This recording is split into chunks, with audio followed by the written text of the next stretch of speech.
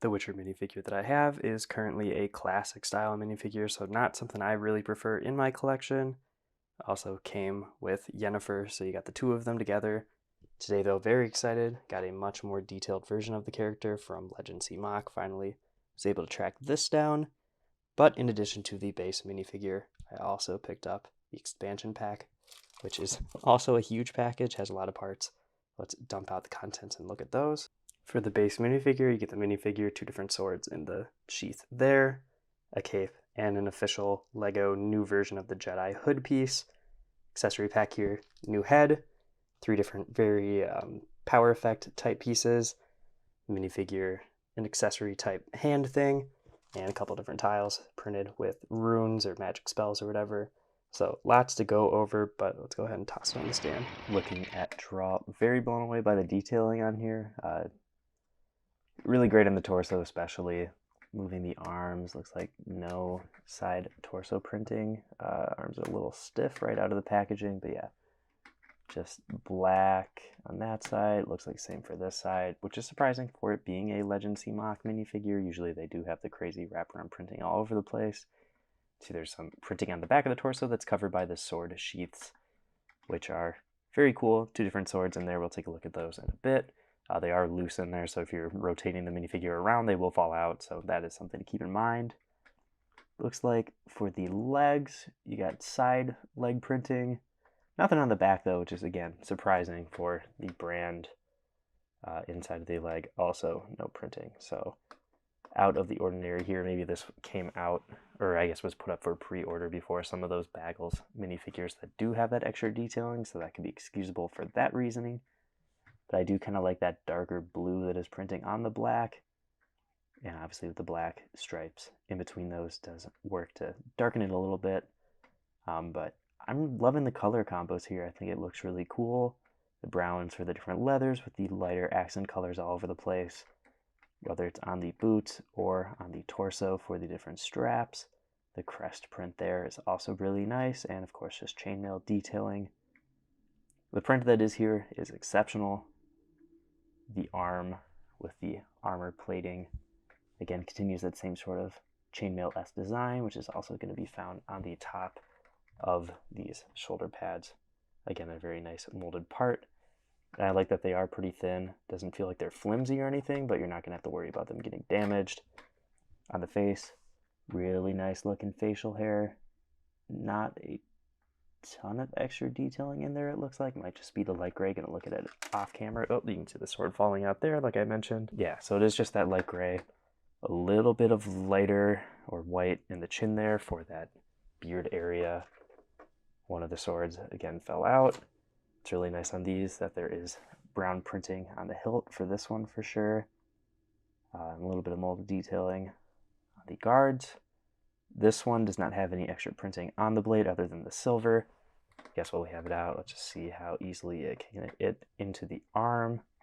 Again, no inside arm printing, so a little less detailed than I guess I'm used to from the brand from what I've seen online. And there we go right there. Sword fits in the hand pretty well. A little bit off camera though, my bad. So I have it on the closer angle. Not super tight on the hand or anything, but since there is printing on the hand and printing on the handle, I would be a little bit careful on how much you're taking this out of the hand, putting it in the hand. But it fits great. And I guess oh yeah, no, there's a little bit of glove printing. It's a little bit hard to see in the lighting, but that looks great. Again, lots of fine detailing, even though it isn't like on every surface like some of their minifigures are. Getting it in the sword sheath again, super easy. Like I said, though, it is pretty loose, though. There's some flap to it in there, so it's not really held in at all. The other sword, a little bit more impressive, where it will have, see if I can get it in focus, some extra printing on here with some, I'm assuming, rune designs from the game. So more extra fun detailing, which is nice. Let's try the other hand, and I'm sure it'll be the same sort of thing where it just slides in. This one is a little tight, especially up at the top there, but you can see that there is a little extra bit of thickness towards the guards again. So it does work. Hands are a little tight, I noticed on the arm just then. But two very cool swords for some fun accessories. Even the hairpiece is nice. You can see there's a little bit of a print there for the back of the ponytail. And I do like that it is like a smooth texture, very Lego-like, not over detailed or anything like that. Scar on the face is nice too. Well, I got a little distracted when we were talking about the facial design, and the yellow in the eyes. A little bit of pink under the eyes too for that sunken look is fun. On top of that, you also have a second facial expression where he's a bit more angry. I'll take that off and get the armor pieces off too to see the back of the torso. And I think this is still a pretty good way to display the minifigure without that extra armor bit. And the design of the back will just continue the design in the front with just some more straps and more of that chainmail design. So very cohesive design overall. And here's both swords in the hands. Again, I feel like this one fits a lot better on the minifigure hand-wise. It's just not very tight. Rotates a little bit more. This one's a little bit tighter, and you have to be a little more careful, which is unfortunate because this is the one with the extra printing. So a little bit more of a delicate part, something you have to keep in mind if you get this minifigure in hand. Another option again for the base minifigure with the cape. So you're gonna have to check that out, and let's take a look. And I think this is a pretty good way to display the minifigure as well. A little bit more shadowy. Unfortunately, you can't put the swords on or anything like that. So that would be nice if it was like a magnet. Maybe you could. And while we're at it, this still has really nice printing on the back of it. So that is very cool to see. There is slightly different shaping to the different sheaths, so you know which sword to go in. This one has like that little outward shape that would go in the abstract space there. The other one, you know, it's the weird lightning bolty one. Again, fits specifically in that one. The hood is just going to be the Emperor Palpatine hood that Lego makes, which makes sense. I think that fits pretty well with the look. And then the cape is fine. It doesn't really fit super naturally, I feel like, compared to the render, which is going to be expected. Something cool, though, is on the eyes for this head. When you have a black light, it is slightly black light activated, I think, or should be, based on the renders. Not showing up super well, I guess. But yeah, it's supposed to be.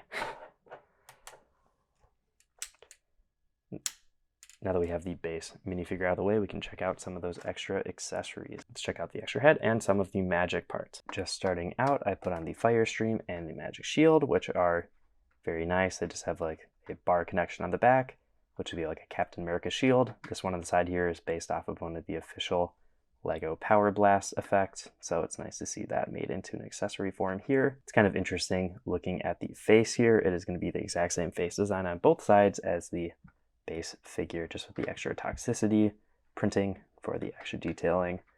Again, going to be the same on both sides of the minifigure, where there's the plain or more neutral look and then the scowling look, just extra pink. So it's nice to have that. It would be nice if the faces were slightly different. I can understand cost saving wise to have a variant face like this. It would just make more sense to have it slightly different, since it is a pretty common effect in the game when you're just taking too many potions or whatever to get that toxicity look. So nice to have multiple expressions, or I guess expression options with the two different looks. Again, it would be maybe more nice if the mouths were slightly different on all of these, so you could have more display options. I think the fire stream is a very cool effect, where it kind of looks like the Lego like plant parts kind of connected together, but also very unique. And again, just really like how it fits in the hand. I could use this for pyro in my X-Men displays if I wasn't using it in any sort of Witcher way. Same goes for this Power Blast effect. I feel like this could be used for more characters elsewhere in the collection if I'm not displaying those on the minifigure. And I'll switch around the head and toss on the other magic effect. And it's kind of fun for every magic molded piece that they included. They also included the rune that goes with it for casting the spell. So you can see that right here with the kinetic blast, which is very similar to the fire or the magic shield that we looked at earlier, where it has the sort of clear base with the bar connection. I do like it is kind of at a slanted angle, so it's easier to rotate the hand and have it at different positions, where it isn't just going to be like a steady on the hand. It is a little bit more outwards wherever you angle it. And along with the rune included here, there are 4 others, again, for all the different magic sort of pieces that came with it. So each one of these correlates to one of the powers. Very fun, and it's just held on by one of the official Lego sort of Power Blast holders. So great that they are thinking into the universe for the game and just making this a little bit more accurate to what you would see. Like in the texture, and the trans blue looks nice. There's kind of a ripple effect that kind of is shown there too, where it goes from the in to the out. You can see this like ring. So I do like that. That is a very fun look. And again, with the toxicity face there with the hair on. Again, I really like the hair piece, and I guess I want to do a little bit of a redaction while we're here. There is arm printing. It's just very subtle. You can see that there is like a little bit of gray or brown towards the inside of the torso there, and then there's the black printed around to complete the glove look. So again, there is arm printing on the inside there. It's just a little bit more subtle and harder to see. Arms and hands being printed though are very nice. Again, just overall, lots of great printing, lots of great accessories, especially with the expansion pack. I think there is a lot of value here for your displays if you're going to put this into a mock, or even if you're putting it just in a display case, you can kind of buff it up with all the accessories. With that being said, let's go to some comparisons and, of course, the final verdict. I feel like I'm always gushing about my video game minifigures. Really happy with the collection I've been able to amass. You know, some of these aren't necessarily my favorite renditions of the characters, but I can see the appeal for some of these, like the Kratos here being classic, or even some of these older Witcher figures. Not older as in that old, but like from the last couple of years. Mini Bigs collabing with people to make these classic ones. It fits for the fact that they were in the era, or the video games came out in the era that these styles of minifigures would have been present, so I guess it kind of makes sense. But not really for me and my collection. That is why I'm very happy to upgrade my Geralt from that classic one to this much more accurate, much more detailed version. You know, LegendCMOC can be on the end of the spectrum where it might be a little too detailed. But honestly, with the lack of like side torso printing, limited back leg printing, I don't think this is that bad. I mean, looking ahead here, this is my other LegendCMOC minifigure I have in hand right now, and going to this official minifigure here for Alloy, like, it's not that far off. Lots of colors here, lots of detailing, and you get back to Geralt. Honestly, he doesn't have that many different colors. It's getting there, like there might be 5 or 6. So it is getting towards the end of being a little more colorful than a Lego minifigure might have, but it's not that far off. Hair mold could definitely fit in with any official minifigure hair if you really wanted to. The only thing that would really make it obvious it's custom is the little printing on the back. Molds here are amazing. Even with the base minifigure just having the sheath and armor pieces with the swords, amazing. You throw in the expansion pack accessories, lots of different value there. Again, all those extra tiles for the magic, the purple one even having 6 of them, plus all the cool transparent colored plastic pieces. Very fun. You're going to have a lot of fun with this. You have so many different options for displaying it for photos. So I think that really adds to the value on top of just being a good figure. And I am just blown away for some of these higher end custom companies and the level of detailing they can print. I do prefer like nice, simple printing for the most part, whether it is Orbital, Citizen Brick. Even Jaka isn't that much more detailed than what a Lego minifigure might be, other than like the molds for the hair pieces. So when we're getting the more video game characters with Joel and Ellie, even like the K-Town Lucy here isn't that far away from what Lego might do, but does have a super nice amount of detailing and is very accurate.